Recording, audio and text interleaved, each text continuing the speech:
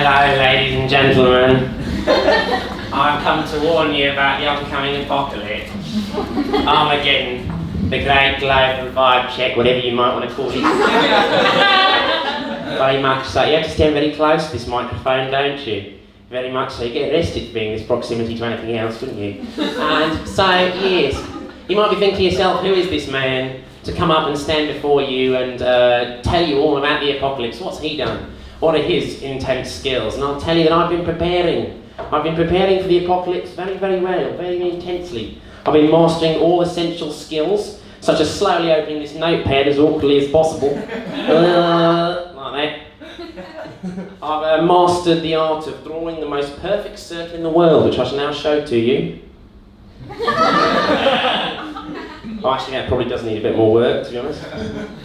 So before I launch into my set to inform you about the oncoming end of the world, I'd like to perform for you a simple magic trick to get you on my side. Get excited.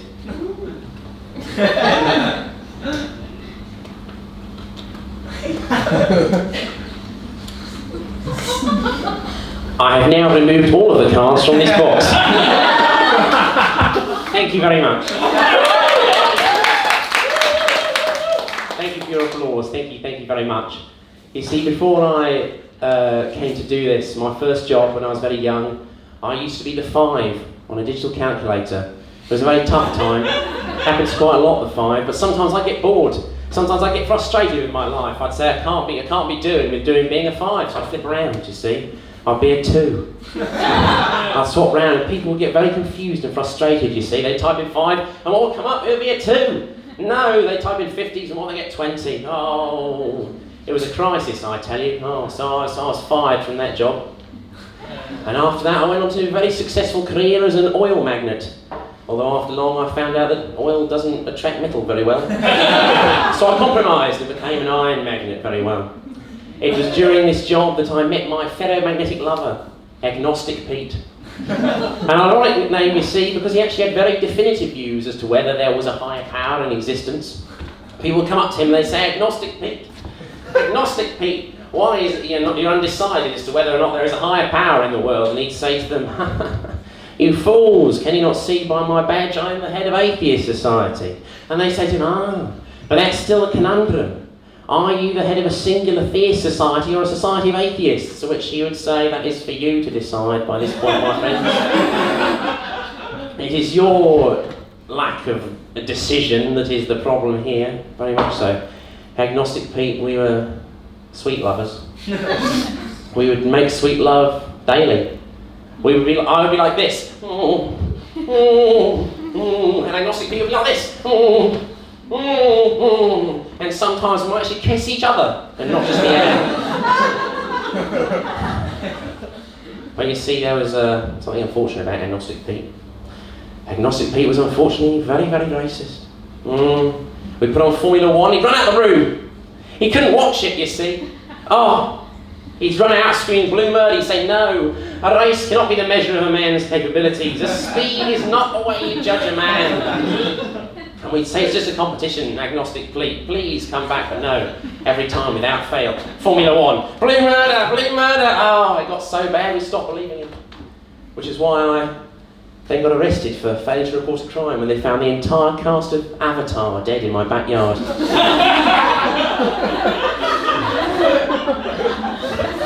You see, the reason why I'm very sure the world is coming to an end is very, very simple. Sir. Yes, you. Do you see this? Do you see this banana? Yes. It's a wonderful banana, isn't it? Yes. Would you like to hold the banana? Hold it. Hold it up for the audience to see. Now you see, that's actually an orange. And that's the reason why the world's going to end. So you see, if the world possibly were to end, of course it will, we'll of course be faced with the post-apocalypse situation, which is of course the method of how we'll be keeping in touch after the world has ended. Very brief, very easy, you see. Be writing little notes like, hello John, How's your day been? Hope this finds you well. Am writing this on Grandad's foot, which he won't be needing anymore. Conversations in general will be quite brief, to be honest, which I'll quite enjoy. What did you do today? I stared out at the irradiated wasteland. How about yourself? Had a conversation with myself. Oh, how's that going? Pretty well, to be honest. What do you have for dinner? Oh, gravel and blamong. Oh, really? No. Don't be a fool. There was no gravel involved. Blancmange is a fun word. It translates from French to mean white heat. That must have been a very exciting naming process there, hasn't it? Fantastic.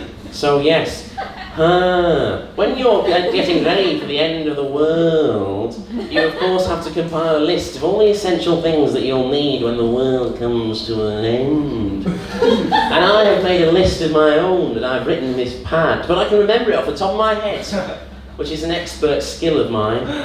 It sometimes comes in handy. But yes, the first thing I should be packing is Bovril, because I don't know what it is. But I will have many years to find out. Yes. The other thing I shall be packing is an alarm clock. Because of course you need it.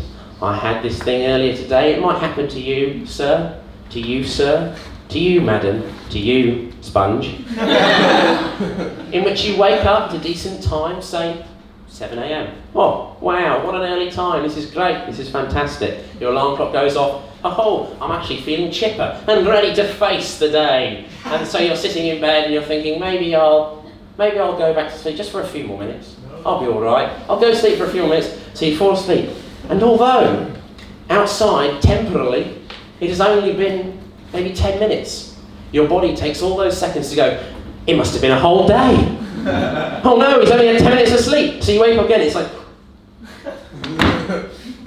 oh, I was only asleep for 10 minutes, and now I feel like I've been asleep for 20 years, and none of you works. Oh, bodies are fun. You get this a lot, and if you're going up to do maybe a performance, I'm doing this, I'm standing to tell you all about the oncoming apocalypse, and what happens is that you're sitting there, and you're called up, and you're like, all right, bowels, come on up, let's go. And your bowels are like, no, I'm going to make you want to shit. And you're like, no, bowels, I don't want to shit, I think I'm all right, I think I'm okay. No, it's a metaphor for how you think your set's going to go down. So, no bowels, all I've eaten today is some bulgur wheat and starch. So there's no way anything's going to come out of there. I'll find a way. Yes.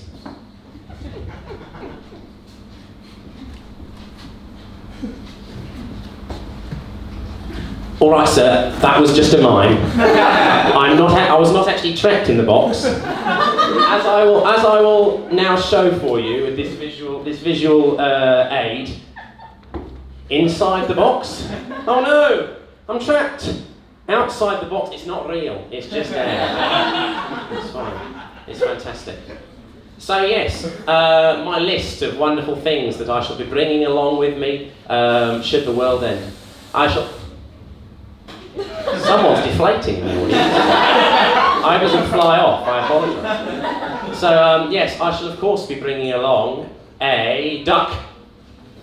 It'll provide endless fun, endless entertainment. If there's one person other in the bunker, what can I do? I get me duck, I shout, duck, and he goes, oh no, is something going to fly towards me? I say, no, it's just my duck here, endless fun.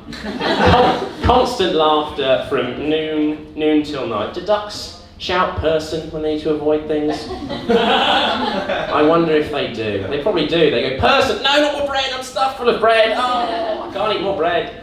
Oh, fantastic. The other thing, of course, that I'll be packing is, in the unfortunate incident that I'm left alone in the apocalypse, I'll be packing a lot of ketamine and cocaine. Because if there's nothing else to do, I might as well spend the rest of eternity going up and down like a fucking yo-yo. And the last thing, of course, I should essentially pack is a yo-yo to help with the metaphor for confused passers-by. So. And yes, thank you for listening to all of my speech. And to be honest, doing all this has has given me a little bit more confidence, and I'm thinking I could try to draw that circle again. I could give it another go. I'm going to do it.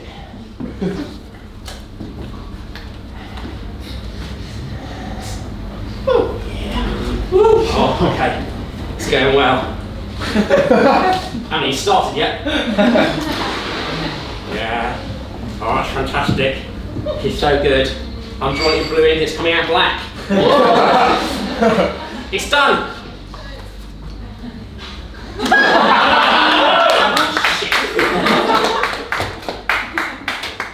Well, so that's a bit of a sad note to end it on, but goodbye.